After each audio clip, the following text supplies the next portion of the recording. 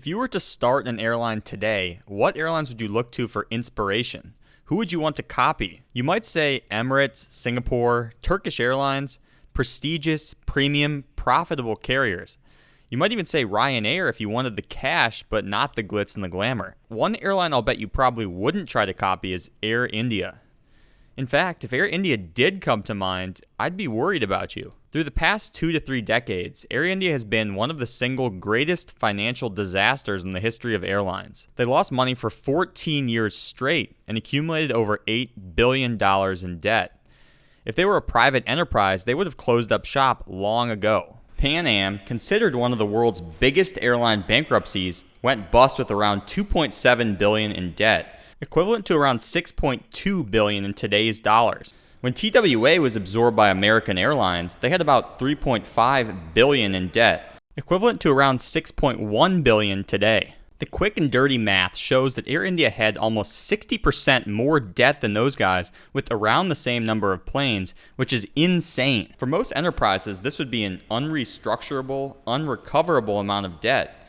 The only reason Air India is still kicking is because the government has agreed to take on $6 billion of the airline's outstanding debt, meaning the burden for Tata Group was only around $2 billion. At any rate, it wasn't always a mess. In fact, as recently as the 1980s, Air India was putting on a clinic for other airlines. They were profitable for 18 years straight between 1953 and 1971. The oil crises, economic slowdown, and local conflicts in the early 70s meant a few years of narrow losses, but they quickly got back on track and recorded an average of about $20 million a year in profits through the 1980s without fail.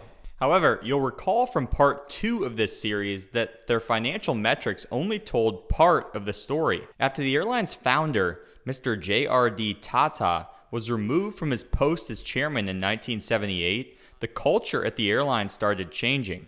Mr. Tata was arguably the driving force behind Air India's success, and without him, it lacked discipline, motivation, and direction. The airline hired more employees than it needed while neglecting crucial fleet upgrades and enhancements. Now, I will give them credit for having replaced the 707s.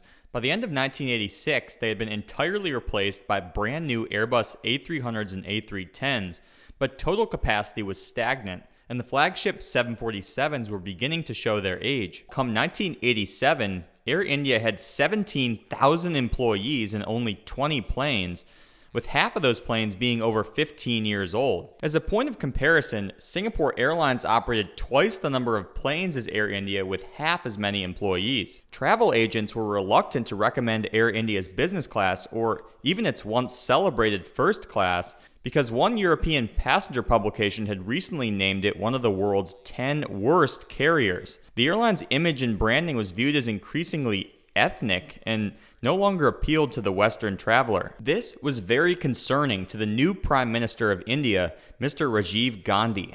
See, Gandhi was a pilot and had flown Avro turboprops for Indian Airlines before becoming a politician. He wanted to see Air India thrive, and he wanted to give the board of directors free rein to build Air India back into the premier airline in the region. So what did he do? He gave the chairmanship back to a Tata.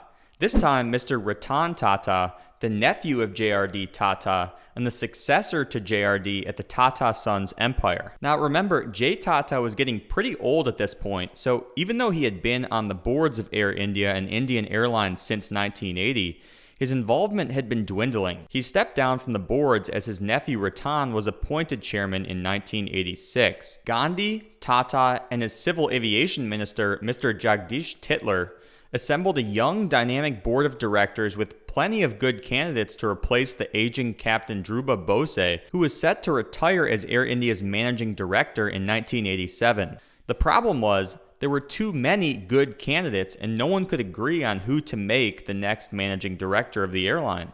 Gandhi ultimately picked an outsider named Rajan Jetley, which angered a lot of people, including Mr. Tata, Mr. Titler, and a number of the board members who thought they were next in line to become the next head of Air India. Rajan Jetley was just 37 years old, but he had a pretty impressive resume.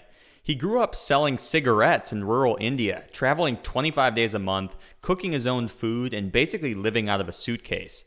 The company he worked for, the India Tobacco Company, or ITC, tasked him with growing out a hotel portfolio, which he did very successfully, becoming the company's head of marketing at age 30. He did so well at ITC, in fact, he was poached by India's largest hotel operator at the time, an ailing public sector company called the India Tourism Development Corporation. The ITDC was highly politicized and unionized, but Mr. Jetley completely transformed it, proving that a public enterprise could do just as well as a private one if it was allowed to run in an autonomous way. So with that context, it makes a little more sense why Mr. Gandhi wanted him for Air India. He was young, he brought a fresh perspective, but he also knew how to navigate difficult board discussions, and he certainly left his ego at the door. His first 6 months were extremely rocky. And in the 1987-1988 fiscal year, Air India reported its first loss in 8 years, and a bad one at that. 27 million crores, a 58 million crore swing from the prior year. These losses were blamed almost entirely on Jetley, even though they were arguably caused by problems created before Jetley's time. Nonetheless, Jetley proceeded to make sweeping changes amidst staunch opposition from the unions and sometimes even his own board. He pared back unnecessary perks and benefits, like first-class flying privileges for the company's 1,300 managers. He issued an executive order to approve nonstop flights to London from India, which riled up flight crews as it increased their duty times. He launched a partnership with TWA in the US and began flying popular late-night flights between Indian cities, easing the burden on India's domestic carrier, Indian Airlines. Not all of Mr. Jetley's initial changes were popular. They were pretty much brute-forced cost-cutting, along with some tax breaks on fuel from the government, but they produced results. In the 1988-1989 fiscal year, Air India reported a profit of 40 crores. A respectable turnaround in and of itself. But Mr. Jetley was not done. In 1989, he unveiled his biggest initiative yet, a complete brand rehabilitation, as he had identified yield as the single greatest contributor to their recent losses. Said another way, they were packing their economy cabins, but their business and first-class cabins were going out pretty much empty. As one article put it, they relied too heavily on the economy class ethnic market, Indians traveling or living abroad. At the root of this problem, argued Jetley, was Air India's image. Their flying art gallery, palace in the sky 747s were revered by Indians, but they had fallen out of favor with international business travelers. They were just way over-decorated, there was too much going on, and they hadn't aged well. The service levels were no longer good enough to make up for the aging cabins, and they felt decidedly less premium. Jetley's answer was a new brand image. The planes were stripped of their individual window paintings. The 747s were no longer labeled flying palaces. Out was the iconic centaur, and in was the glittering golden sun with 24 individual spokes. The Maharaja had all but vanished. He disappeared from planes, airports, posters, and even the airline's first-class lounge, which was renamed the Sun Lounge. As you can imagine, many Indians thought this was an absolute abomination. There were literally riots in the streets, and some Air India staff even refused to call the lounges sun lounges. Nonetheless, passengers voted with their wallets, and the numbers spoke for themselves. In the 1989-1990 fiscal year, Jetley was vindicated when Air India reported a record profit of 75 crores, which was sufficient to propel it to number 22 in IATA's ranking of the world's most profitable airlines. Having completed what he set out to do, Jetley packed his bags and left. Or he was ousted, still not completely clear to me. But the reality was, he still didn't have many friends at the airline, and it was becoming a bit of a headache to have to deal with the folks in Delhi. In addition, he sensed that deregulation would create more and more headaches for Air India. See, air travel demand to and from India was growing fast, but the government was either unwilling or unable to expand Air India's fleet and capacity to keep up. So they instituted an open skies policy to encourage private investment in the sector.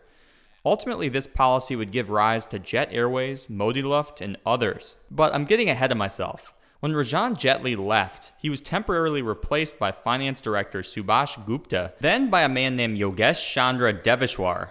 Mr. Devishwar also came from the private sector, ironically the same company Jetley had worked for, ITC Hotels. However, he recognized the airline's new look had done more harm than good, and almost immediately, Air India halted its rebrand and repainted its planes back into the Flying Palace liveries. It was a bit of a mess, but it was the first of two PR wins in the early 90s, the second being the massive airlift Air India coordinated during the Gulf War. You may recall that Iraq invaded Kuwait in 1990, and Kuwait housed about 170,000 Indian nationals. Indians were granted safe passage out of Kuwait through Jordan, but once they were bussed into Jordan, they needed flights home. The Indian armed forces could only do so much. So enter Air India. Over a period of about 60 days, the flag carrier operated a whopping 488 flights from Amman to Bombay, evacuating in total 111,711 Indians. It was incredibly disruptive to Air India's normal operation, but government subsidies helped cover the costs, and just the idea that Air India could come to the rescue when its citizens needed it most went a long way to repair the carrier's damaged reputation. Simultaneously, India's government was finally implementing some economic reforms, rolling back the red tape on businesses and generating more economic activity, which helped boost demand for air travel. Thus, Air India continued its profitability streak through the early 90s, and at one point in 1993, the airline's new MD, Mr. Y.C. Deveshwar, announced that the airline was making 1 crore in profit a day. However, this success was short-lived, and in the second half of the 90s, things started to go downhill. Air India had already been losing international market share, but this trend accelerated and it hit them where it hurt most. See, historically, Air India's most profitable routes were to the Gulf countries: Bahrain, Oman, Kuwait, Qatar, Saudi Arabia, and the UAE. But it was now bleeding passengers to new Gulf carriers such as Emirates and Qatar. Upstarts like Jet Airways, Air Sahara, and East West Airlines didn't cause Air India too many headaches yet, since they operated only domestic routes, but they did create problems for Indian Airlines, a preview of what was to come when Air India merged with them in 2007. At any rate, between 1996 and 1998, Air India reported combined losses of over 700 crores, equivalent to around $200 million. There were a couple notable achievements and milestones worth mentioning, despite all the challenges. Air India took delivery of 6 747-400s during the decade, which offered enhanced range, fuel efficiency, and amenities. The Dash 400s enabled Air India to operate New York to Delhi non-stop for the first time. Chicago was added as Air India's second destination in the US, with a stop in either London or Frankfurt along the way. But the new 747s were also a financial burden during a time when the carrier was already fragile. Air India took on over $1 billion of debt to acquire them, and even though they were the most fuel-efficient quad jets at the time on a per-seat basis, Air India just frankly didn't have enough of them, they didn't have the frequencies, they couldn't operate the plane to its full potential. On-time performance plummeted, reliability suffered, and even some Indians began to lose faith in their national carrier. In 1997, Air India got a new managing director named Mr. Michael Mascarenhas, a 30-year veteran of the company. He brought perhaps the most pragmatic approach since Jetley, rolling out a variety of cost-cutting measures, but he was sort of stonewalled by the government, just like Jetley. He observed the following, which had sort of become obvious, but there wasn't a great way to fix it. Labor legislation in this country, unlike in other nations, does not allow you to outsource. The employee-to-aircraft ratio for Air India is the highest in the industry. We have 770 employees to an aircraft, while the industry average is around 300. So employees domestically were basically untouchable unless they agreed to voluntary retirement schemes. Mr. Mascarenhas thus had to look elsewhere to save money. He withdrew from loss-making routes, he suspended operations from once or twice weekly stations, and pursued new alliances to improve profitability on competitive routes. His initiatives stemmed the losses for sure, but structural problems remained. The airline still wasn't receiving the necessary investment it needed from the government to keep up with its international competition, but I do give the government a little credit here because at this point they began to realize they were in a little over their head. The words privatization and disinvestment began to be tossed around in Delhi, with the idea being that the government could sell a minority stake to a private or even a foreign investor while still retaining control of the airline. Come the year 2000, all the pieces seemed to fall in place. India's Prime Minister, Atal Bihari Vajpayee, was a proponent of the privatization scheme, as well as Mr. Mascarenhas. In 2000, Vajpayee approved a plan to sell up to 60% of Air India. Foreign ownership would be capped at 40%, and Air India's employees and the Indian public would be entitled to another 20%. There were a lot of bidders. Air France, Delta, Emirates, and British Airways were all interested in acquiring a stake, but the three bids that got the most attention were from India. Tata put in a joint bid with Singapore Airlines, surprise, surprise. Then you had the Hindujas, another powerful family in India, and lastly, the Air India pilots. Despite the high level of interest, the sale did not go through. Politics again got in the way. There were just too many powerful forces that opposed the sale. It was a bit of a sloppy process, and Air India was again struggling financially. They lost about 38 crores in 2000-2001, a 90 crore swing from the 54 crore profit the year prior. So without a new investor and fresh capital, Air India basically continued to stagnate while more and more private competitors emerged around it. Kingfisher, Air Deccan, then SpiceJet, Go Air, and Indigo. Now, Air India didn't really compete head-to-head on domestic routes per se, but they still lost international market share because these new carriers had started to team up with international airlines to offer connecting international itineraries at competitive prices. And of course, again, on top of that, you had the Gulf and Southeast Asian carriers offering newer planes, more frequencies, more attractive prices to get basically anywhere in the world through Singapore, Dubai, Riyadh, Doha, you name it. During the early 2000s, Air India technically broke even almost every year. However, I believe these results were a little deceiving. See, most of their routes were loss-making, but they found ways to scrape together enough non-operating revenue to cover their losses. For example, in 2003, Air India sold 3 of its Airbus A300s to the Afghan government for 100 crores, and also received credits from aircraft OEMs to compensate for underperformance, which together were more than enough to wipe out an actual operating loss. Now, I'd also note that Air India was under investigation for several sketchy dealings during this time. Mr. Mascarenhas was accused of basically paying off a travel agency in London, but he was cleared of all wrongdoing and reinstated just before he was due to retire. Like, literally 2 days before he was supposed to retire. So Air India had 3 CEOs in a period of 3 days. Mr. Gogoi, Mr. Mascarenhas, and then Mr. Sunil Arora. A few years later, top Air India officials were accused of negotiating a controversial deal that cost the airline over 100 crores in legal fees. All of this to say is that even if management didn't intend to do anything wrong, they certainly acted with carelessness. They made hasty decisions, often not backed up by numbers or analysis in any way. No proper route studies, marketing, or pricing strategies. In 2006, a decision was made to aggressively dry and wet lease aircraft to increase market share. However, not only did the demand not materialize, but Air India also began taking delivery of new 777s in 2007, part of a 68 aircraft order they made in 2005. As a result, they had too many planes and were forced to keep some of them on the ground at a loss of around 840 crores from 2007 to 2009. I mean, the whole operation was sort of a ticking time bomb. The timer hit 0 in 2007 when Air India posted a net loss of over 500 crores, equivalent to about 120 million smackers. Debt at the airline had risen to 6,500 crores, more than $1 billion. Urgent action was needed, and action is exactly what was taken. However, it just ended up being the wrong action. That would be the merger of Air India with its domestic counterpart, Indian Airlines. While it may have sounded good in theory, creating one unified national carrier with greater scale, stronger purchasing power, and a broader network, it ended up failing spectacularly. The new carrier didn't report a single year of profit under government ownership and ended up accumulating over $8 billion in debt. That merger could be a whole video in and of itself, and this video is already getting too long, so I'll end things here and we'll pick things up in part 4.